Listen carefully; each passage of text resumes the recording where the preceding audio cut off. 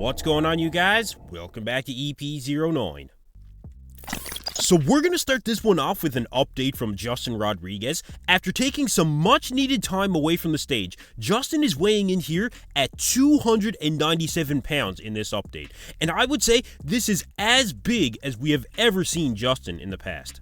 We've seen Justin bring some great conditioning to the stage, as well as he's got great biceps, sweeping quads, he's got good shoulders overall, tight midsection. His back shots are some of the best in the game. The only thing that Justin really needed to balance out his physique is bigger triceps. That's always been the Achilles heel for Justin.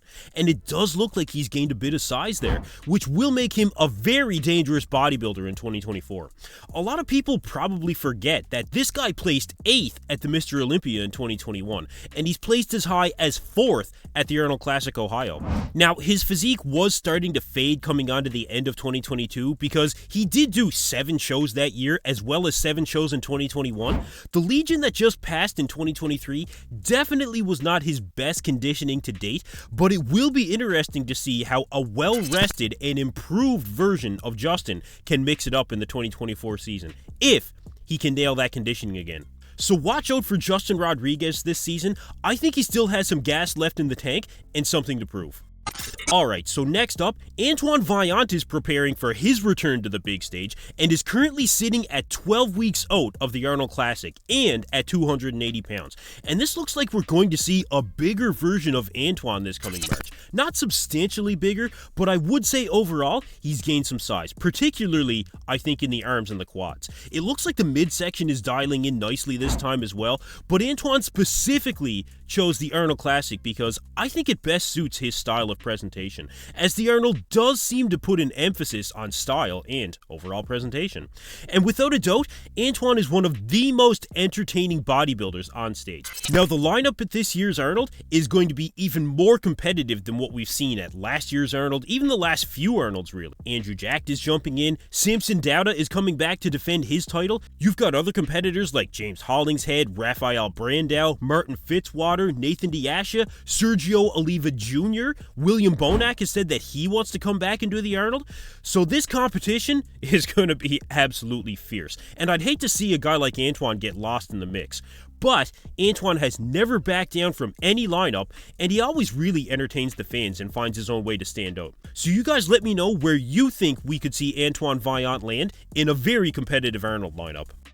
Alright, next up, speaking of Samson Dauda, we have an update here at 12 weeks out with a full round of the mandatory poses. And this is, of course, another very impressive update from Samson.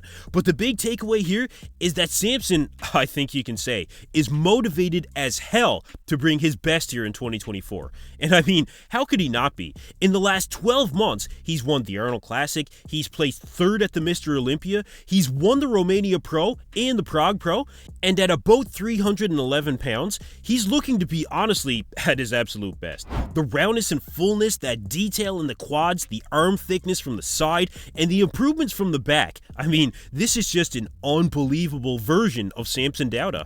And Samson is indirectly really making the 2024 bodybuilding season more competitive. I mean, he's already quote-unquote took away one Olympia qualifier, and I do expect him to win both the Arnold Classic and the Arnold UK. You know, unless Andrew Jack shows up at his all-time best. But even then, I think Samson just might be too dominant right now. But you guys let me know what you think in the comments below. Do you think Andrew Jack, or anyone else for that matter, can come in and defeat Samson in Ohio? Or will Samson successfully defend his title and snatch up another Olympia qualification?